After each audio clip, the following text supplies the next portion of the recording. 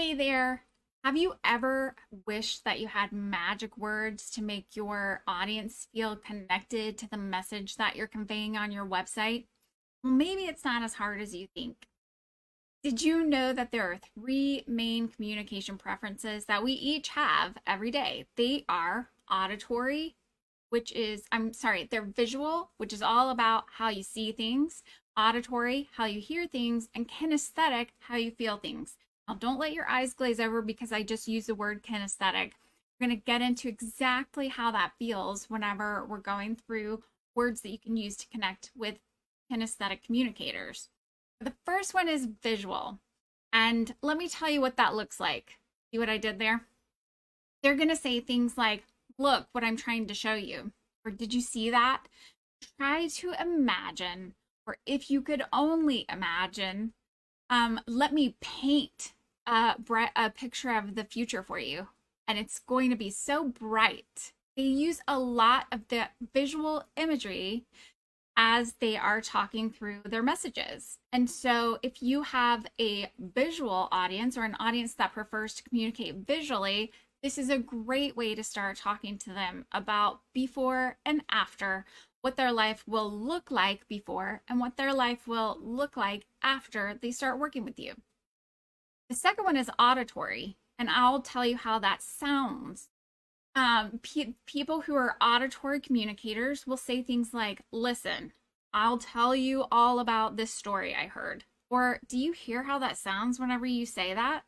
Or, I hear you, man. Or, that shirt is loud, isn't it? Or something like, the things you do now will echo into the future. And tune back in on Tuesdays and Fridays to get all the website tools, tricks, and tips. Or 3 cheers to you for getting that done. One of the best ones I ever heard was a company that did packaging for products that eventually got to an IPO on the stock market. And they talked about success. And in the end, they said, and then you'll ring that bell. It was really a great auditory picture or sound association for auditory communicators. The third one is kinesthetic. And let me tell you how that feels. Kinesthetic is very much about motion, doing, and tactile experiences. So that might feel something like this. That guy is so prickly. Or, that was a really slick presentation. Well done. Or, she's a little rough around the edges. Or, man, that was cold. Or, just walk with me and I will hold your hand every step of the way. Or this is going to be a bumpy ride, but in the end, we'll have a smooth landing.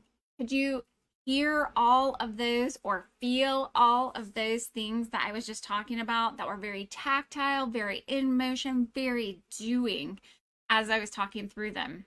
So what do you do if you don't know if your audience is visually a visual communicator, if they're auditory communicator, or if they prefer kinesthetic communications?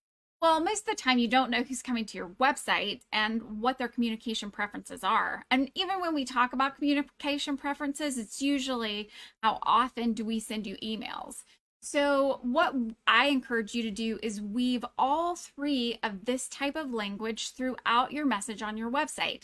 And that way, no matter whether you've got visual communicators, auditory communicators, kinesthetic communicators, or some mix of all three, they will all feel connected to what you're saying, and they'll either be able to see, hear, or feel how you can help change their life.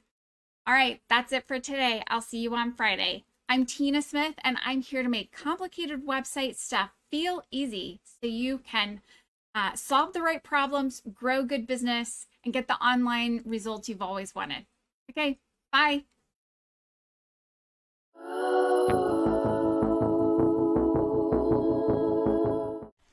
Hey there, thanks for watching. And if you liked what you saw there and you're ready to take your website from crickets to clients, we've got a course for you. In the course, we're going to talk about all the reasons your website might not be converting, and it's probably not about the message. So if you're ready to go from frustrated to validated, we'll uncover all the reasons your website isn't converting and how to fix them without scrapping a thing. All right, see you there.